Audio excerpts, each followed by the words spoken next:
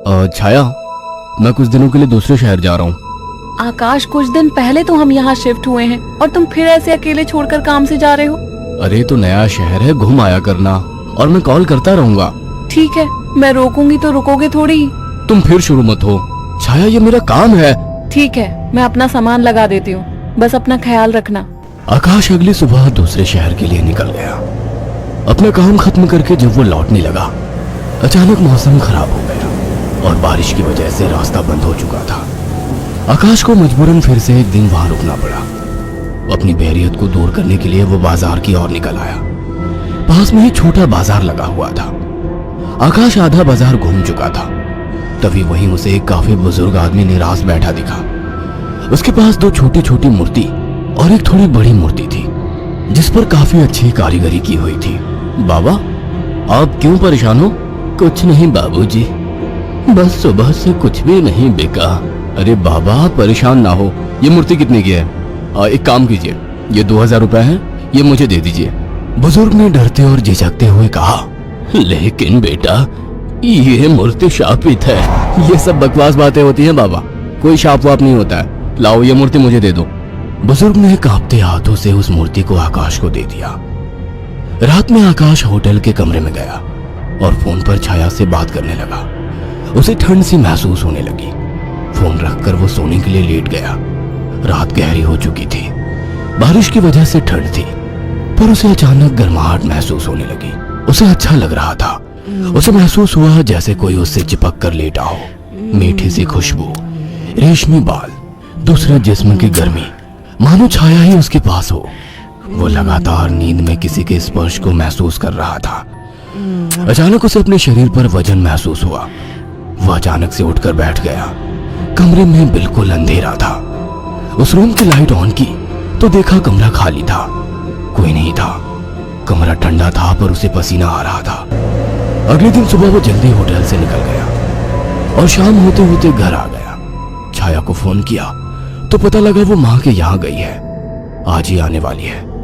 उसके पास डुप्लीकेट चाबी थी। उसने गेट खोला और अंदर गया। थोड़ी देर बैठने के बाद नहाने चला गया। उसे बाथरूम में जाने के बाद ऐसा लगा बाहर कोई है। वो जैसे ही निकला उसको कोई नजर नहीं आया। वो ऊपर गया और उसे एक परछाई नजर आई। कौन है? छाया, मजाक मत करो, मुझे ऐसा मजाक पसंद नहीं है। तभी दरवाजे की डोरबेल बजी। जाकर देखा तो छाया थी। आकाश उसे देखते ही खुश हुआ और उसे गले लगा लिया। तुम सही वक्त पर आ गई, मुझे लगा कोई ऊपर है। ऊपर कौन है? मेरी कोई सौतन ले आए हो क्या? कैसी बात करती हो? अच्छा छोड़ो, मैं कुछ खाने का बना लूं, फिर बात करते हैं। हाँ ये ठीक है, मुझे ही भूख लगी है। अच्छा ये देखो कितनी सुंदर मूर्ति है। खाने के बाद वो अपने दोनों कमरे में प्यार की बातें करते हुए अपने निजी पलों के आनंद में लीन होकर सो गए। मगर आधी रात को आकाश को वही खुशबू स्पर्श महसूस हुआ।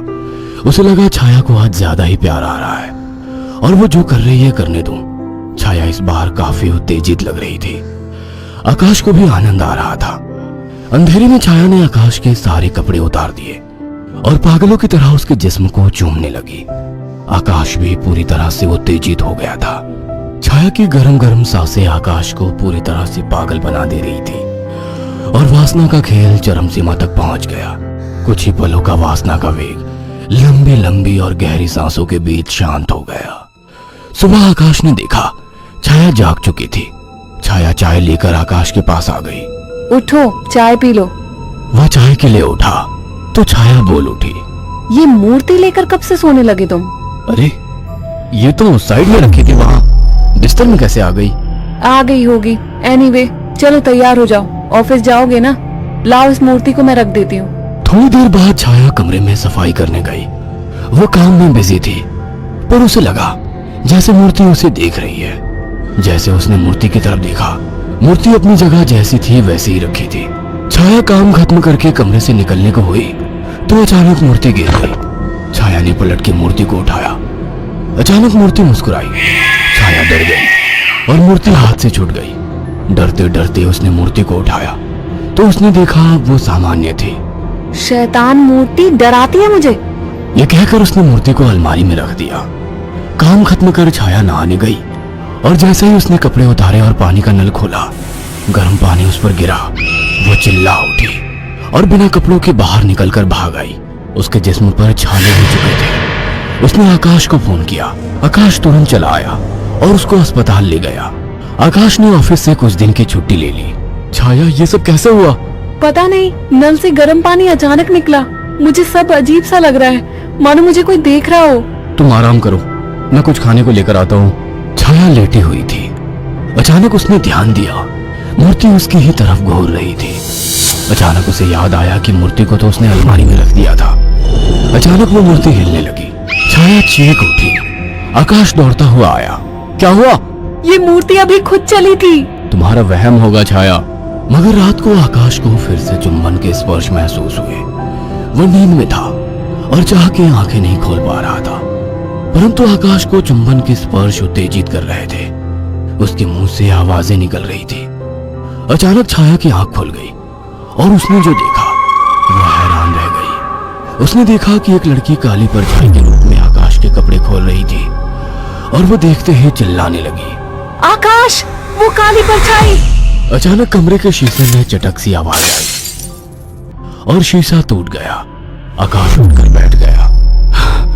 ये शीशा कैसे टूटा? और तुम चिल्लाई क्यों? आकाश, वो कोई काली आत्मा थी। मैंने अभी देखा, वो तुम्हारे साथ संबंध बना रही थी। क्या तुम्हें बिल्कुल पता नहीं लगा? कौन? क्या कह रही हो? मुझे महसूस तो हुआ, पर मुझे लगा तुम हो। पागल हो क्या? ऐसी हालत में मैं संबंध बनाने की सोचूंगी? आकाश, वो एक काली परछाई थी, पर वो एक लड़की थी। तभी मुझे कल रात को जब ये सब महसूस हुआ तो मुझे कुछ अजीब सा लगा था। मुझे ऐसा होटल में महसूस हुआ कि जैसे मेरे पास कोई तो है। और अगले दिन मैं घर आ गया था। तब से जब भी सोता हूँ ऐसा कुछ होता है। मुझे लगता था कि तुम हो। तभी अचानक दोनों का ध्यान मूर्ति पर गया। आकाश ने तुरंत उस मूर्ति को बाहर फेंक दिया। कुछ दिन बाद छाया पानी पीने के लिए उठी। अचानक उसकी नजर फिर से ड्रेसिंग टेबल पर रखी मूर्ति पर पड़ी। अचानक उस मूर्ति ने काली परछाई का डंडा पकड़ लिया। छाया अचानक बेहोश हो गई। कुछ देर बाद उसकी आंखें खुली तो उसे सब सपने जैसा लग रहा था। अचानक वो किचन में चली गई। तभी वहां आकाश आ गया। अरे, पहले ठीक तो हो जाती। मैं तो ठीक हूँ। अच्छा।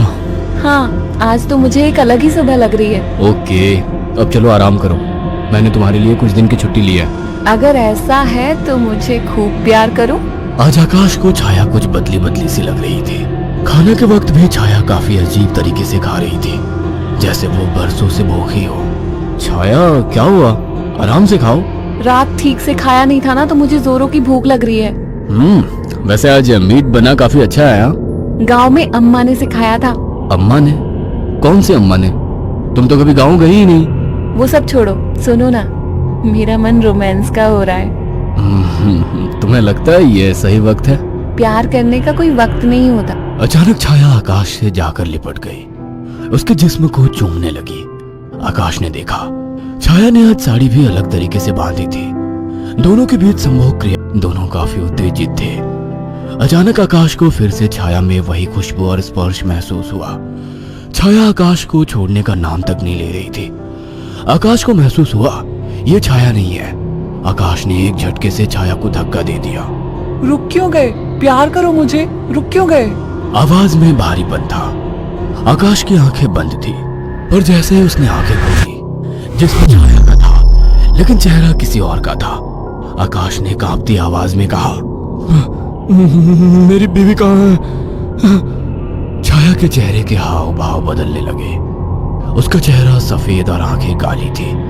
वो गुस्से में बोली, मुझे पसंद नहीं थी वो, मार डाला उसे। अचानक वो एक परछाई में बदल गई। उसने अपने लंबे और पहने दांत आकाश की गर्दन में गाड़ दिए। आकाश एक दिल दहला देने वाली चीख के साथ शांत पड़ गया। कुछ दिनों बाद जब घर से बदबू आने लगी तो पड़ोसियों ने पुलिस को बुलाया तो देखा दोनों की लाश बहुत बुरी तरह से कटी पड़ी है और सड़ने शुरू हो चुकी थी। पुलिस को लाशों के पास से वो मूर्ति मिली थी।